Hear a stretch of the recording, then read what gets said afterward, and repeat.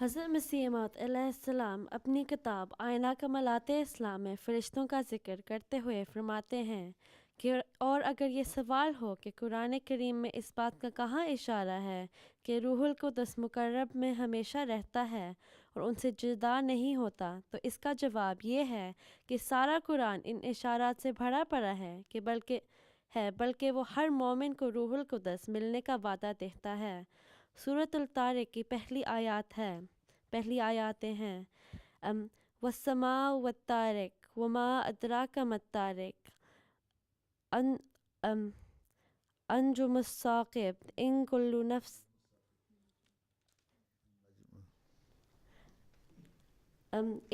نفس ما علیہا حافظ۔ ان آیات کا ترجمہ یہ ہے کہ قسم ہے آسمان کی اور رات کو ظاہر ہونے والے پہلے اس کی۔ کو ٹھیک نہیں کیا النجم الثاقب کو۔ جی تیسری آیت پڑھو دوبارہ۔ انجم الثاقب نہیں قرآن شریف رکھا ہوا ہے، ہاتھ سے لکھا ہوا ہے، قرآن شریف کا ہے۔ پھر دوبارہ پڑھو دیکھو۔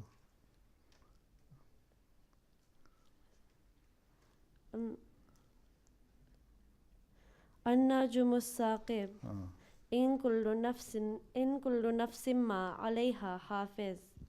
ان آیات کا ترجمہ یہ ہے کہ قسم ہے آسمان کی اور رات کو ظاہر ہونے والے کی، اور تجھے کیا بتایا کہ رات کو ظاہر ہونے والا کیا ہے؟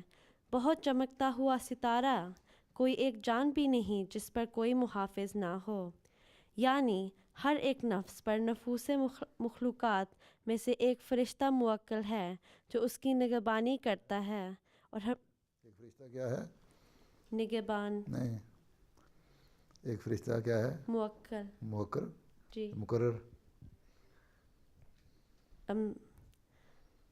مخلوقات میں سے ایک فرشتہ مقرر ہے جو اس کی نگہبانی کرتا ہے اور ہمیشہ اس کے ساتھ رہتا ہے۔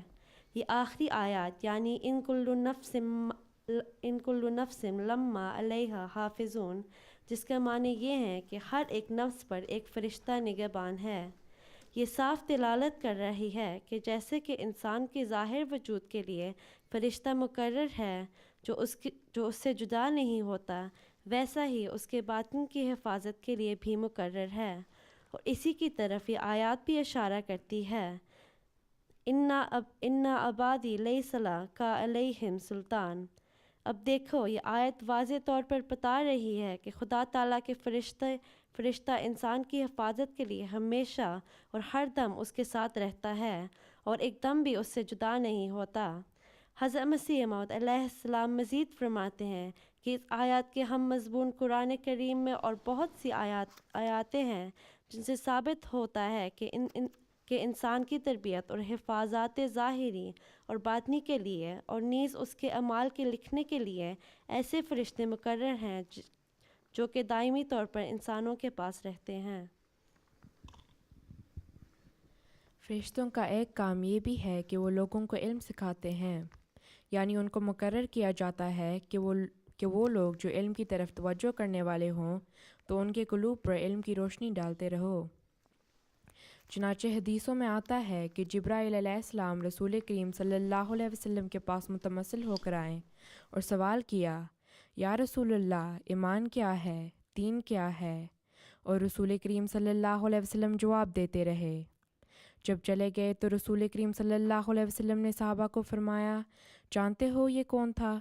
انہوں نے کہا، یا رسول اللہ، ہم تو نہیں جانتے، آپ ہی بتائیے۔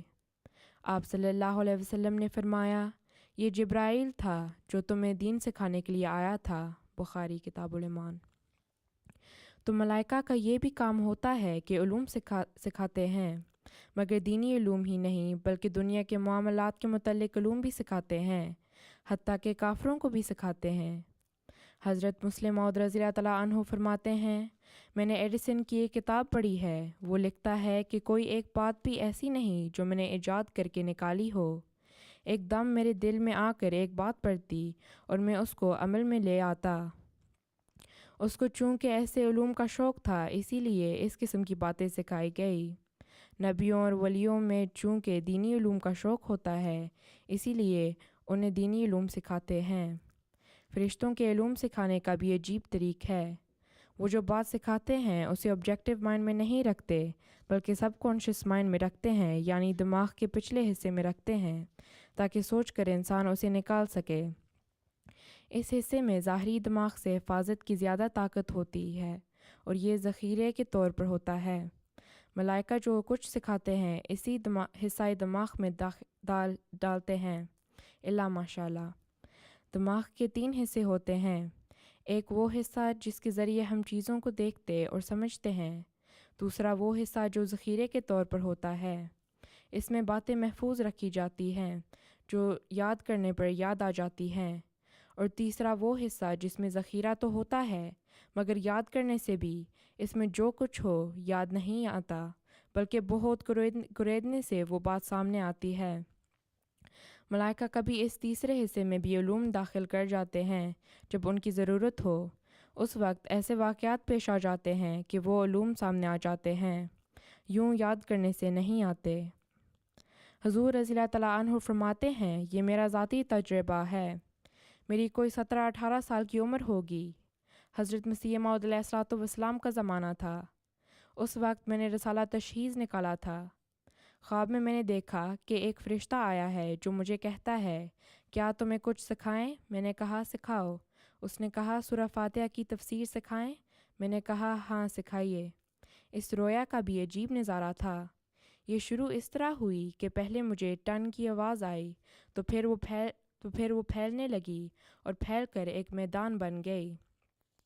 اس میں سے مجھے ایک شکل نظر آنے لگی جو ہوتے ہوتے صاف ہو گئی اور میں نے دیکھا کہ فرشتہ ہے. اس نے مجھے کہا تمہیں علم سکھاؤں؟ میں نے کہا سکھاؤ. اس نے کہا لو سورہ فاتحہ کی تفسیر سیکھو. اس پر اس نے سکھانی شروع کی اور ایاک نعبد پر پہنچ کر کہا کہ سب نے اسی حد تک تفسیریں لکھی ہیں، آگے نہیں لکھی. میں بھی اس وقت سمجھتا ہوں کہ ایسا ہی ہے. پھر اس نے کہا مگر میں تمہیں اس سے آگے سکھاتا ہوں.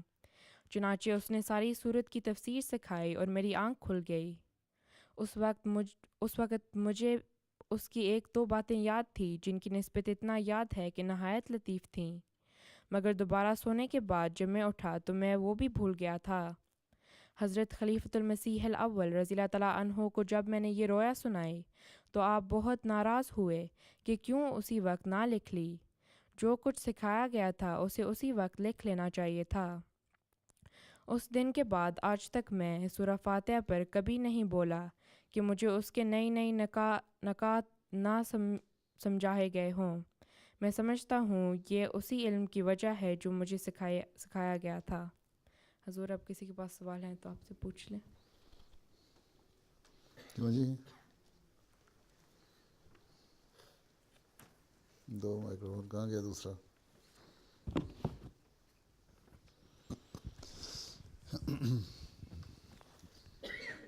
حضور سارے جو فرشتے ہوتے ہیں وہ ایکول ہوتے ہیں کہ ان کے کوئی رینک ہوتے ہیں کہ ایک فرشتہ دوسرے فرشتے سے اونچا ہو؟ رینک ہوتے ہیں، ایک فرشتہ بڑا پھر چھوٹا. اس نے سنا کہ حضرت جبرائیل علیہ السلام کو اللہ تعالیٰ کہتا ہے بتا دو، پھر وہ باقی فرشتوں کو کہتے ہیں، پھر ہر ایک کا کام ہے جی. تو وہ ہر ایک کو اپنے اپنے کام بتا دیتا ہے. یہ بتائے گی کیوں؟ تم نے تیاری کی ہوئی ہے اس کی؟ میں نے پچھلی دفعہ کرسچینٹی کی تھی، اسلام میں نے. اچھا وہ پوچھ رہی ہے، تم کہتی کوشچن میں پوچھ رہی ہے فرشتے سارے برابر ہوتے ہیں کہ ان کے رینک ہوتے ہیں؟ مجھے لگتا ہے ان کے رینک ہوتے ہیں کیونکہ تیاری کر کے آنی سی نا. تو ہوتے ہیں جبرائیل علیہ السلام سب سے بڑے فرشتے ہیں جو وہی لے کے آتے ہیں، باقی پھر ان کے بعد دوسرے مختلف کاموں کے لیے مختلف فرشتے ہیں. السلام علیکم پیارے حضور. حضور یہ جو لوگ کہتے ہیں کہ دائیں بازو میں اور بائیں بازو میں یہ فرشتے بیٹھتے ہیں اور شیطان بائیں بازو میں بیٹھتا ہے. بازو میں نہیں بیٹھتا، کندھے پہ یہاں پہ. ہاں دائیں بائیں فرشتے 2 بیٹھے ہیں، تمہارے کام دیکھتے جا رہے ہیں، یہ سچ ہے؟ لکھتے جا رہے ہیں. یہ سچ ہے؟ ہاں سچ ہے، ہر بات نوٹ ہو رہی ہے تمہاری. اچھا سکلا. ہر بات نوٹ ہو رہی ہے، جو اچھا کام کرتی ہے برا کام کرتی ہے وہ نوٹ ہوتا جا رہا ہے. مرنے کے بعد جب اللہ تعالیٰ کے پاس جائے گا نا انسان، پھر آ جائے گا صاف. بلکہ قرآن شریف میں تو لکھا ہوا ہے تمہاری جو ہے نا جلد اور تمہاری اسکن اور تمہاری ہر چیز عضو جو ہے نا وہ بتائے گا میرے سے کیا کیا کام لیتے رہیں.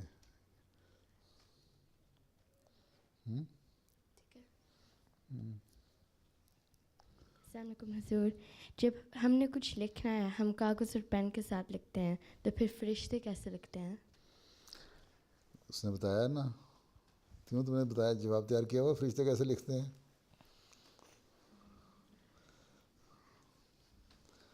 انہوں نے بتایا نا فرشتوں کا جسم نہیں ہوتا. اللہ تعالیٰ نے قرآن شریف کی آیت پڑھ کے سنائی نا, اس نے اللہ فرماتا ہے کہ وہ نہ عورتیں ہیں نہ مرد ہیں.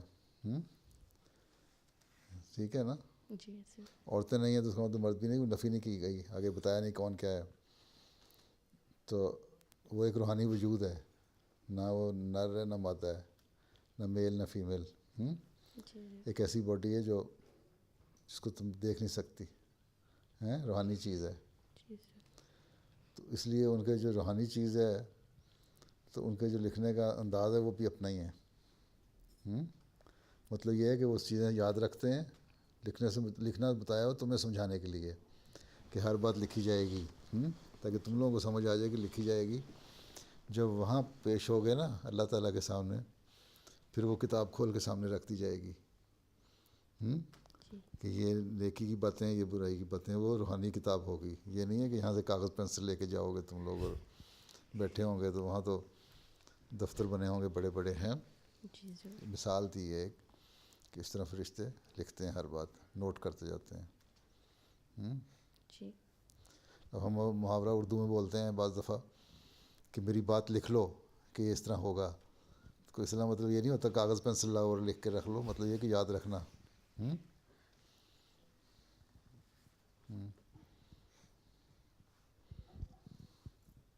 حضور, حضرت اسرائیل علیہ السلام کا جو کام ہے کہ جزا سزا کے دن انہیں وہ بیل بجانی ہے, تو ان کا صرف یہ کام مطلب وہ آخر تک ویٹ کرتے رہتے ہیں کہ مطلب جب جزا اسرائیل کے تمہارے جان نکالنا کام ہے نا, ہیں جی جان نکال کے لے جائیں گے نا وہ. اچھا ہر ایک کو مارنا ہوتا ہے تو آ جاتا ہے وہ. ٹھیک ہے, ہر ایک کے اپنے اپنے کام دیے ہوئے اللہ تعالیٰ نے. اس نے بتایا نا کسی کو موسم بتانے کے لیے, کسی کو جان نکالنے کے لیے, کسی کو باقی سارے ہو سکتے ہیں کچھ اور کسی کام کے لیے ہیں, تمہارا حساب کتاب دکھانے کے لیے, کوئی بارش برسانے کے لیے, کوئی آندھی طوفان لانے کے لیے. تو ہر ایک اپنا اپنا کام کرتا جاتا ہے. ہاں, ایک سوال کر لو پھر میرا خیال باقی پروگرام ختم کر لو, اس کے بعد پھر سوال کرنا.